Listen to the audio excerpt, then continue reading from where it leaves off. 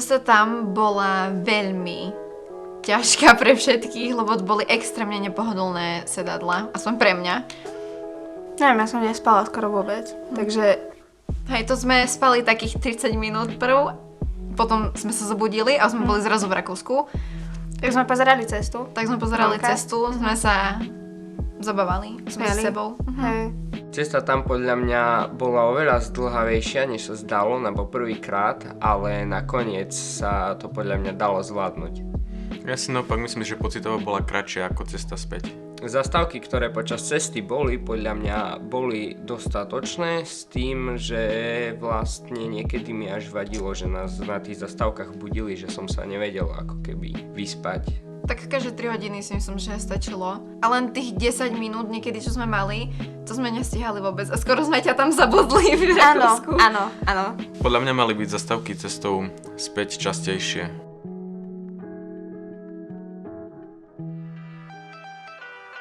Hotelové izby boli podľa mňa super.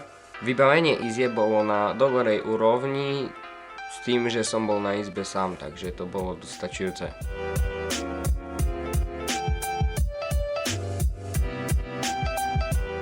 Tak ako to mám porovnať s hotelovými izbami, na ktorých som bol, keď som išiel na takéto výlety na základnej škole, tak to bolo o mnoho lepšie. Hotel bol čistý. Hotel vyzeral pekne zvonku, aj znúka. Bolo to pekné, také si myslím. Ale extrémne malé to bolo.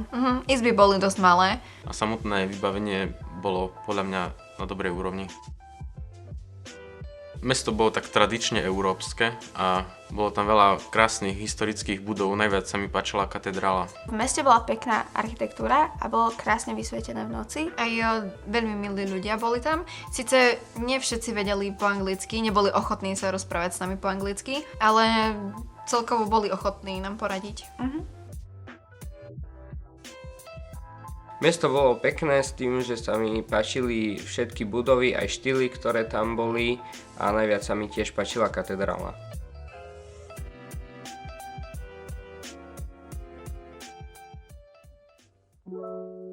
Keď sme prišli k Europarlamentu, vystúpili sme z autobusu, tak to tam vyzeralo tak aj na nejakom festivale a bolo to dosť chaotické, hlavne na začiatku. To dlhé čakanie sme si aspoň vyplnili tým, že sme sa tam zoznamovali s ľuďmi, ktorí boli z iných štátov, čiže aspoň niečo na tom čakaní bolo zaujímavé. Program v Europarlamente mohol byť lepší. Keď si spomeniem, aké boli dlhé prípravy a koľko papierov sme museli vyplňať, tak tá príprava nebola na takej úrovni, aké mala byť. Osobne som čakal lepšiu organizáciu. A vo vnútri to bolo krásne, ale takže... Len tá architektúra vnútorná bola pekná na tom. Ináč to bolo nudné trocha. My sme si vybrali program, ktorý sme mali mať, lenže kvôli tomu chaosu, ktorý bol počas celého toho dňa, tam nič z toho programu nebolo. Mne sa osobne najviac páčila uvítacia hala, kde boli rastliny, ktoré išli od stropu až po zem. Program bol chaotická improvizácia, pretože sme nikdy nevedeli, kam dopredu pôjdeme. Bola zle zvládnutá organizácia. Dlho sme čakali a vzhľadom na to, že teraz je tá pandémia, tak sme sa veľké množstvo ľudí tlačilo v dlhej rade.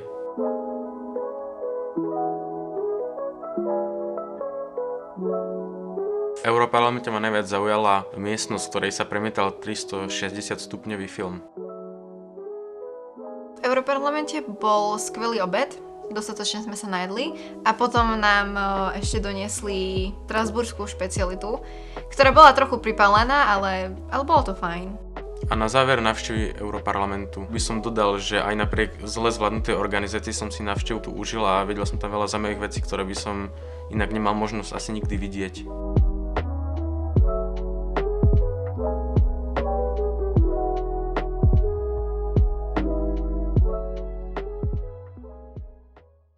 What is the reason for your stay here?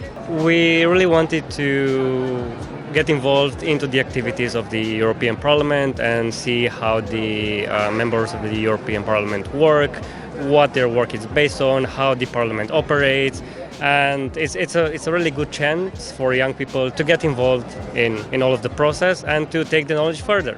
We just wanted to explore something about Europe that maybe we don't know and listen some different opinions of people here and like from people who are responsible for some big stuff and who can probably make some decisions here.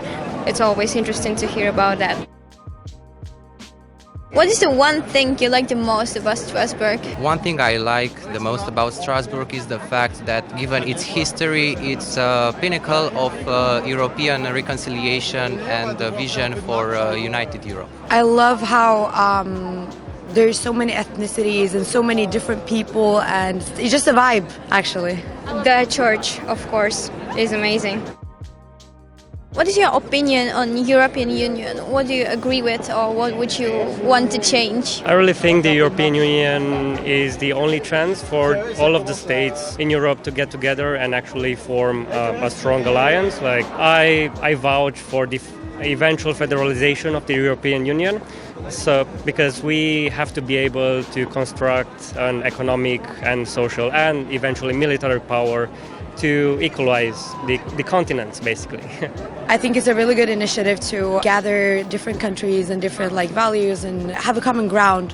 As far as I know, the decision-making process is very complicated. It takes a lot of bureaucracy to keep with, and maybe if there's a possibility decisions to be made faster, maybe that would be a great change for the European Union. Do you know where Slovakia is? Yes, of course. I really want to visit one day. Last question, do you know where Slovakia is? I'm always confusing it with Slovenia, to be honest, but I kind of know it's somewhere like near Balkan countries, is it? It's like between Hungary and Czech Republic. Okay, then like in between. Yeah, then I know.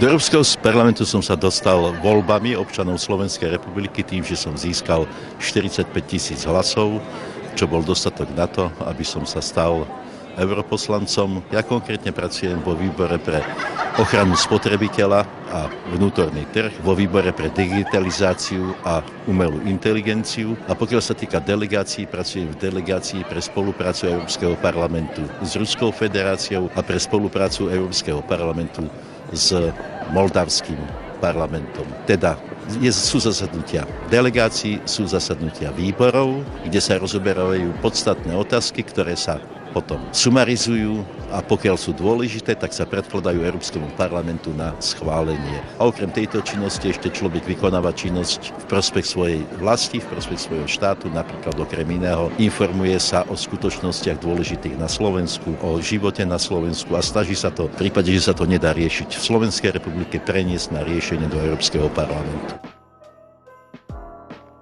Prosperita Európskej únie znamená prosperita národných štátov. Európska únia pozostáva z 27 členských národných štátov. Ja nepovažujem, alebo si dovolím nepovažovať za prosperitu to, pokiaľ hovoríme o prosperite ako životnej úrovni, že je prosperujúca Európska únia, pokiaľ sú rozdiely v životnej úrovni a v materiálnom zabezpečení všetkých národných štátov.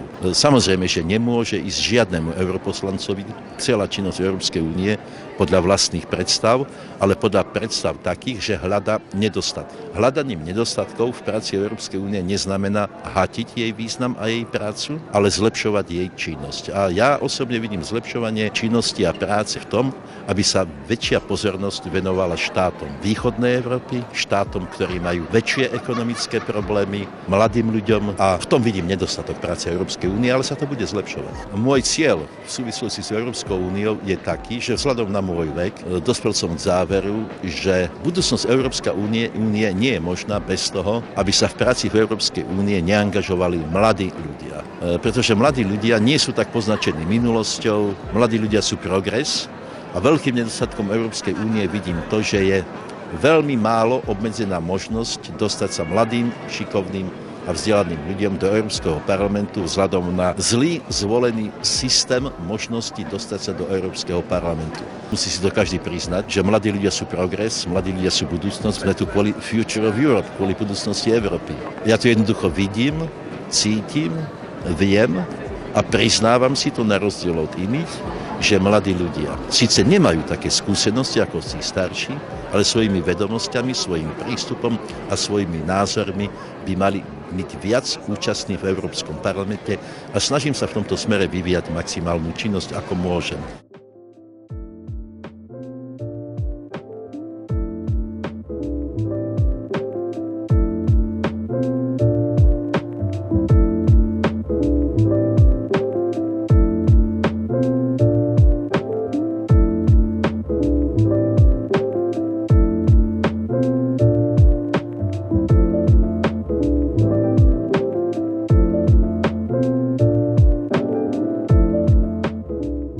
Atmosféra v meste bola podľa mňa oveľa príjemnejšia, než som čakal.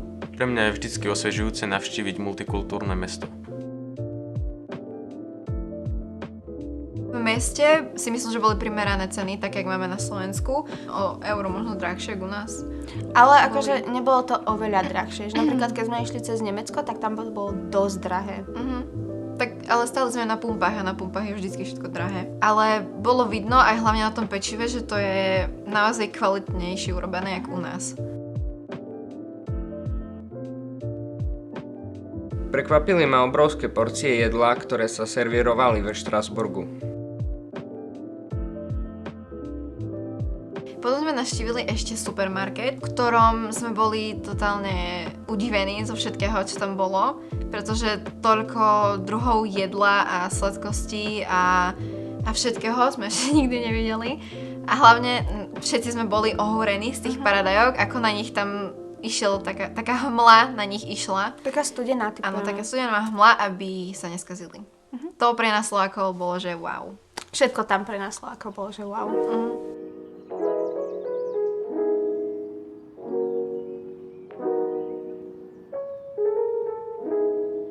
V meste sme boli cez noc aj cez deň a mne sa to cez deň aj cez noc páčilo rovnako. Mne sa to v noci páčilo viac, pretože v noci bolo mesto tak krásne vysvietené a bolo to veľmi estetické. Prvý večer, keď sme tam prišli vo štvrtok a rozhodli sme sa, že ideme po večeri do mesta, tak neviem prečo sme sa nečakali v skupinke, ale rozhodli sme sa, že ideme sami a tak sme sa stretili a išli sme ku nemeckým hraniciam, takže to bolo fajn. Ale potom sme sa našli a tak sme mali úžasný večer spolu.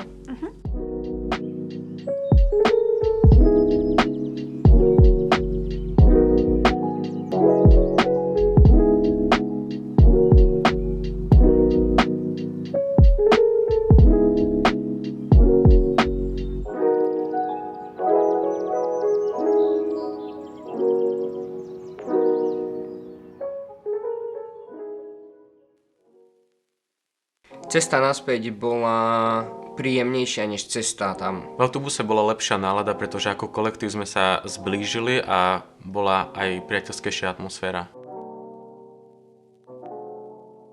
Cesta späť sa mi zdala byť oveľa kratšia, pretože sme spomínali na všetko, čo sa nám udialo, takže to bolo oveľa lepšie. Navyše sme spali, lebo sme boli unavení z toho Štrasburgu, takže sme spali, že väčšinu cesty späť, minimálne ja. Cesta tam bola ako 4 dni a cesta späť bola ako 4 hodiny. Do Štrasburgu by som išla ešte raz, pretože malo to svoje negatívne stránky, ale podľa mňa celkovo to nebolo až tak zle, bolo to sranda a bol to zážitok určite. Aj tak zo všetkého si pamätáme tie vtipné storky, ktoré sme mali. Bola to príjemná prvá skúsenosť z návštevou Francúzska. Myslím si, že za príležitosť ísť do Štrasburgu sme všetci veľmi radi, alebo väčšina z nás. Celkovo chceli by sme poďakovať pánovi Radačovskému, že sme mali túto možnosť navštíviť Európsky parlament. A ďakujeme pánovi Radačovskému, že sme mali takúto príležitosť navštíviť Francúzsko. Bola by chyba ju nevyužiť.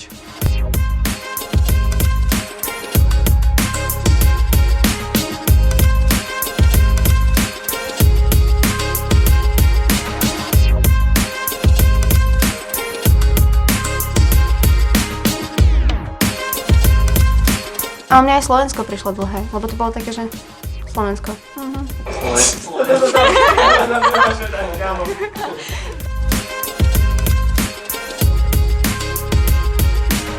Cesta bola extrémne zdĺhavá. Cez Slovensko to bolo hrozne dlho a potom ešte po Slovensku to bolo ešte dlhšie.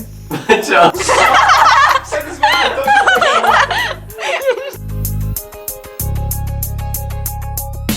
Mám povedať aj, ako mi spadla karta do hajzla?